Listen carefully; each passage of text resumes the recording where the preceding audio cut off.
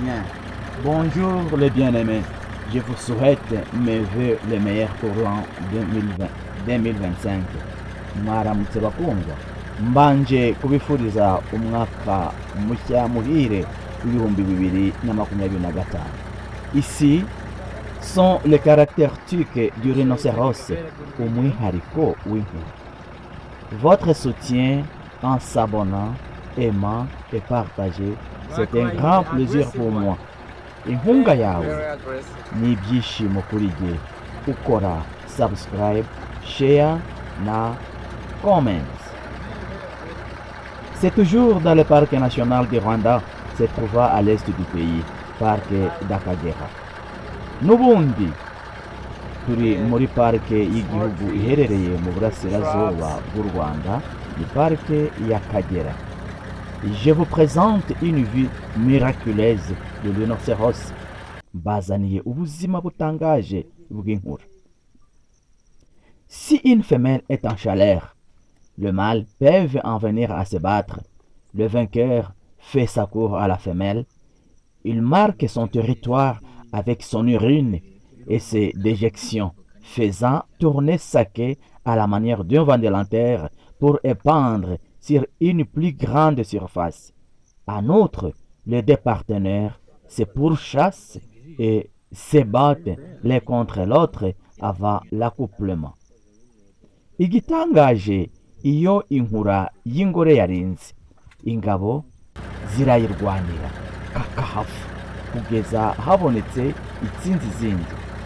Iyo yatsinze igakora uruzitiro n'amaganga yayo ndetse n'amase, hanyuma ikazunguza umurizo wayo nka vandarateri kugira ngo ifate umwanya munini cyangwa ikibanza kinini. Noneho izi zombi zirabanza zikarwana pe. Ibyo nagereranya n'ibyo kera twitaga kumara amavuta cyangwa gukirana kugira ngo igikorwa nyirizina cyo kwimya kigerweho. Les rhinocéros sont les plus grands mammifères terrestres, juste après les éléphants. Ils sont facilement reconnaissables avec leur corps massif, leurs pattes courtes et la présence d'une ou deux cornes si caractéristiques juchées sur leur museau. Elles leur permettent de se protéger et de se défendre.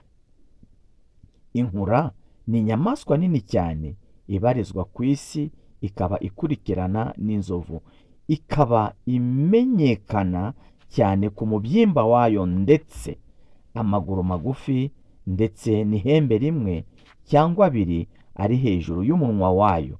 Ayo mahembe akaba ayifasha mu kwirinda no kwirwanaho. Les rhinocéros peuvent mesurer 4 mètres de longueur pour 1,5 à 2 mètres de hauteur au garrot et une masse pouvant avoisiner les 3 tonnes. Inkura ishobora gupima metero enye z'uburebure kuri 1.5 kugeza kuri 2 z'ubuhagarike hauteur. Umubyimba wayo ukaba ushobora kugera kuri tone 3. Les rhinocéros peuvent par contre une très grande ouïe et surtout un excellent odorant. Inkura zirahumurirwa kandi zikumva ijwi cyangwa urusaku ruri kure cyane mu buryo butangaje. Les rhinocéros africains vivent dans les savanes et sur des surfaces herbeuses ouvertes. Pendant la journée, ils cherchent des endroits ombragés et se réfléchissent dans des piscines naturelles. Inkura zo muri Afrika zikunda kwibera mu bibaya ndetse n'ahantu hari ibyatsi n'ibiti. Ku manywa zishaka ahari igicucu kandi zigakunda gufatira akayaga cyangwa amahumbezi mu bidendezi by'amazi. La particularité du rhinocéros réside dans sa corne. Or, c'est à cause d'elle qu'il est menacé. Les braconniers les chasse pour revendre sa corne à prix d'or. Cet énorme mammifère est donc en danger.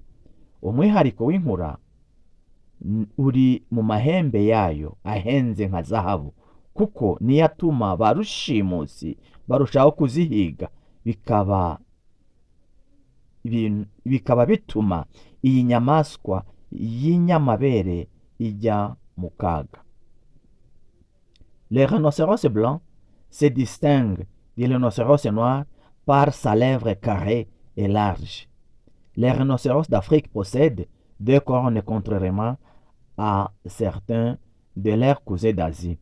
Les mâles matures sont plutôt solitaires, tandis que les femelles et les jeunes vivent en arde de plusieurs dizaines d'individus. Inkura y'ingabo cyangwa imfizi iyo imaze kuba nkuru yaratangiye kwimya, ikunda kuba iri yonyine, mu gihe ingore n'izindi zikiri nto ziba ziri mu matsinda ari nyinshi. La principale caractéristique visible des rhinocéros est la corne sur leur nez. Selon l'espèce, il y en a une ou deux. Chez les rhinocéros fossiles, on trouve aussi des espèces dépourvues de cornes. La corne avant pousse sur l'os nasal, la corne arrière, quand elle existe, sur l'avant du crâne. Malgré leur dureté, les cornes ne se composent pas d'une substance osseuse.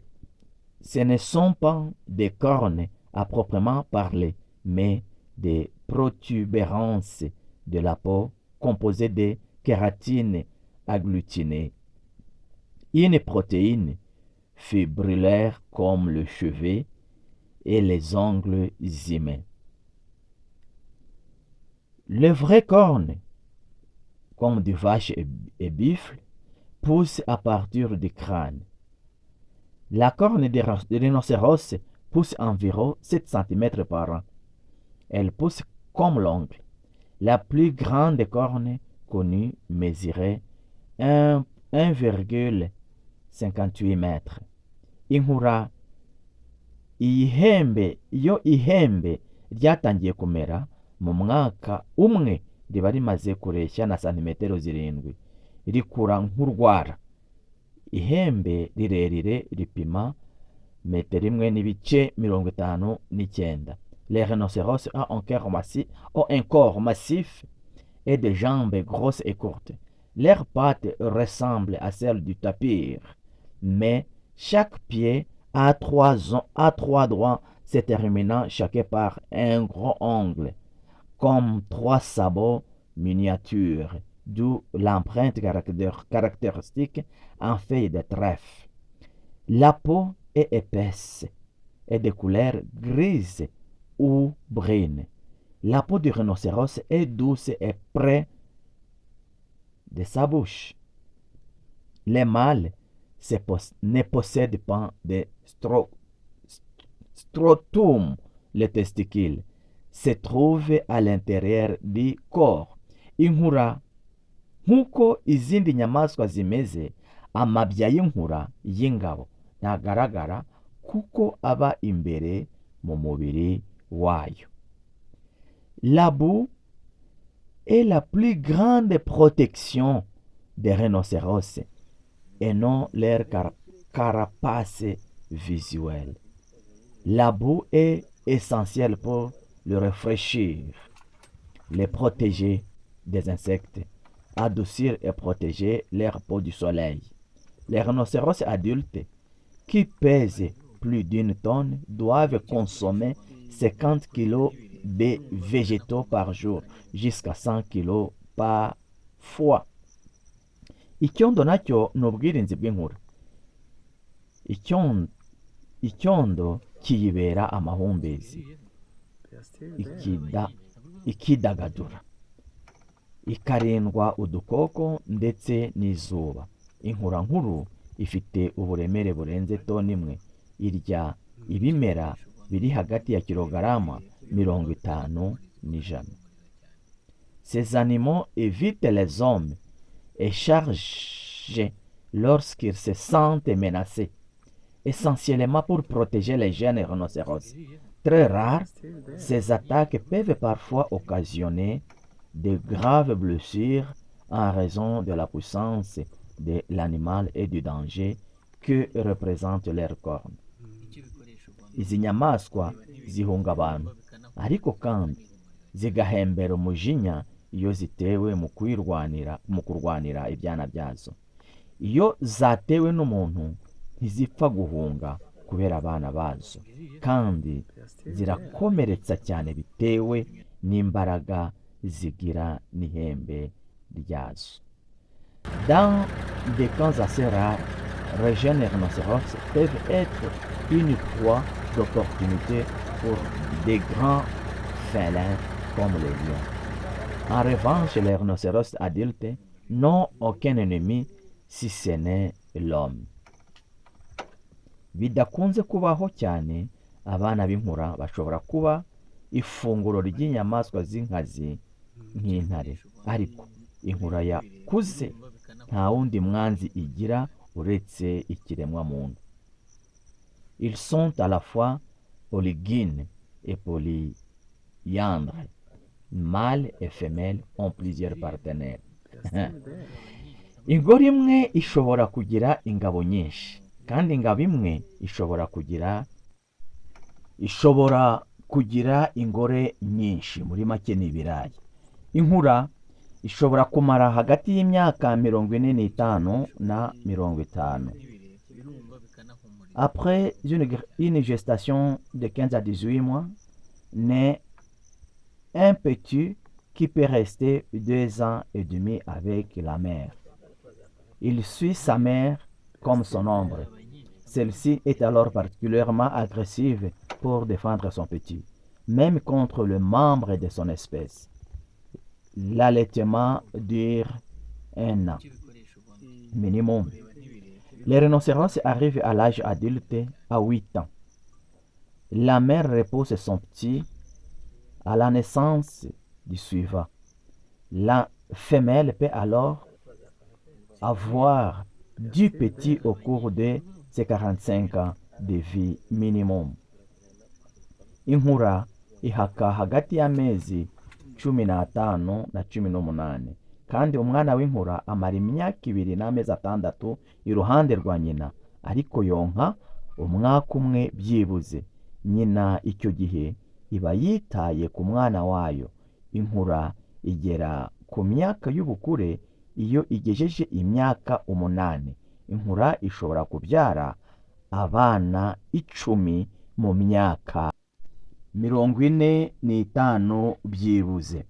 Yari Leki Emma ubazaniye ubuzima butangaje bw'inkura kuri Leki One TV. Murakoze, mukomeze mugubwe neza.